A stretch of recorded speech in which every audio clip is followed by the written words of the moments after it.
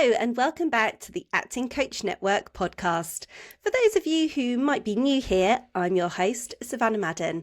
I'm an acting coach, a theatre school principal and a business mentor to other acting coaches and theatre school owners who want to scale without the stress. And today I want to chat about something we all go through every year, the summer term. It's often the busiest, most intense term of the academic year. And if you're feeling the pressure already, this episode is for you. Whether you're listening on a walk, in the car, or while you're doing some admin, I'm really glad you're here. So let's get into this week's episode. Why the summer term feels like a marathon. Let's be honest. The summer term is no joke. We've got shows, exams, competitions, festivals, you name it, and all of that is layered over the school timetables that get more and more unpredictable. Suddenly, students are missing classes for goodness knows what, sports days, concerts, field trips, residentials, and somehow we're meant to keep everything running smoothly. In my world, this is also exam season. Between my theatre school and the secondary schools I teach in, I've got 7 different exam days this term alone. It's a lot. And then you put on top of that the mock exams I have to carry out, and my schedule is packed. And I know I am not the only one juggling a million spinning plates. So today, I want to give you my 3 biggest tips for not just surviving, but thriving during the chaos of the summer term. We're talking practical strategies for managing your time, your team, and your energy. So, tip number 1, delegate like a boss. Let's kick things off with the ultimate survival skill, delegation. Now, I know very well that delegating isn't always easy, especially if you're used to doing everything yourself. Guilty. And I'm sure there are so many people listening right now who are solopreneurs, who are doing everything themselves, one man band, one woman band, right? But if there's one thing that's kept me sane, especially now that I've got a toddler and multiple strands to my business, it's having people I trust to take things off my plate. I've got a VA, someone who helps with social media, and various other team members who all have their roles. If you've got student helpers, that's brilliant. Get them involved. They can lead warm-ups, assist with rehearsals, help backstage, and if you're doing a show, don't be afraid to bring in parents to help with props, costumes, music, lights, etc. The key is to look at every single task on your list and ask yourself, do I have to be the one to do this? And I'm sure, more often than not, the answer will be no, you don't have to do it all. Could you ask yourself, is there someone on my team who could do it better or faster? I'm sure there is. And if you don't have a team at the moment, then start thinking about starting small and taking on at least one person. I'd recommend starting off with a virtual assistant. That is where I would start, or one new teacher to take on a small amount of teaching to take something else off your plate. It's not about handing off the stuff that you don't want to do.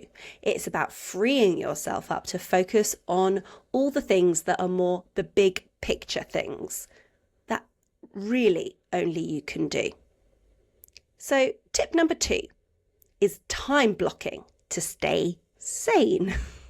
Okay, so next up, let's talk about this. Let's talk about time blocking. I'm a big to-do list girl. Always have been, always will be.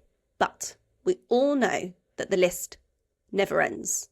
You're always adding to it. Once you've ticked something off, another 3 jobs arrive on it, right? Am I right?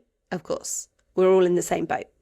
But what's helped me massively over the last couple of years is actually scheduling when I'm going to do things rather than letting that list just rule my day. So now, instead of just writing record podcast or sort show schedule, I block out time in my diary for it. So for example, Monday 12 till 2, record and edit podcast, upload it, etc. Tuesday 10 till 11:30 a.m, show admin. Thursday afternoon 2 till 4, team emails, VA catch up, tie up odds and ends. It doesn't have to be rigid. Life happens, especially if you've got little ones, or you're teaching at different venues. But having a plan, even a loose one, helps me see what's realistic, what needs moving, and where I might be overcommitting. And here's a little secret. I sometimes plug my to-do list into ChatGPT and ask it to turn my list into a schedule for me. It's like a little productivity assistant that doesn't judge my slightly messy brain. You could also put in that list what has to be done by a certain time or day and let it sort out the productivity for you. That's just a little tip.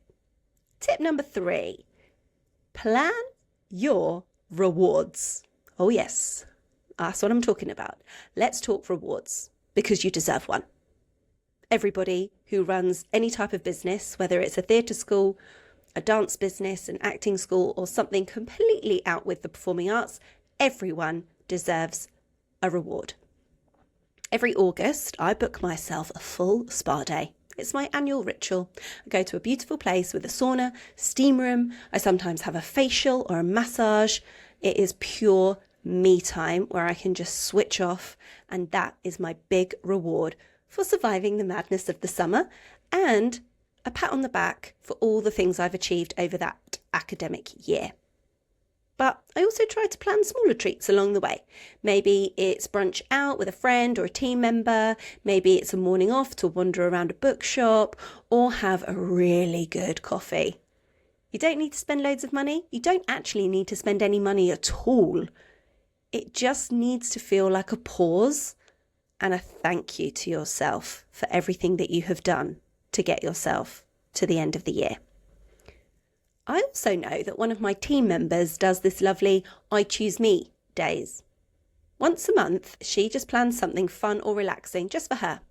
I think some of the examples I can give you are a Harry Potter Studios day, a yoga retreat, a spa day, or just a movie day in bed, because you just need to rest and reset.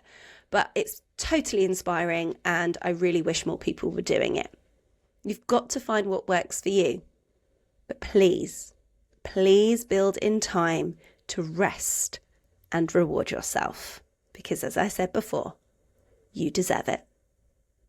So to recap, your 3 big tools for the summer term are: delegate everything you don't need to do yourself.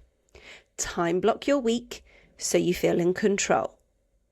Reward yourself, both during the term and after.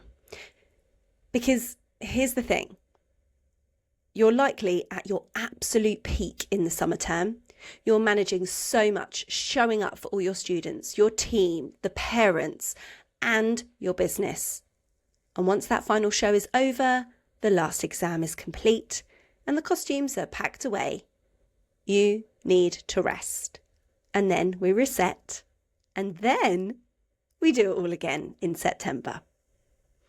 So that's it for today's episode. Thank you so much for tuning in to the Acting Coach Network podcast. I hope it's given you a little boost and reminded you that you've got this. You're not alone in the chaos, and there are ways to manage the madness. So I also hope you're leaving today feeling inspired and ready to take the next step forward in your coaching journey. If you've loved this episode, be sure to subscribe and leave a quick review. It helps more amazing coaches like you discover the show. Don't forget to download my free resource to help you grow your coaching business, and you'll find that in the show notes. Want to stay connected? Join our free Facebook group, The Acting Coach Network, and follow me on Instagram at The Acting Coach Network for tips behind the scenes and a peek into my day-to-day. You can also catch tutorials, bonus content and full video episodes on our YouTube channel. Just search The Acting Coach Network. Until next time, keep showing up, keep growing, and keep doing the work that lights you up. I'll see you next time.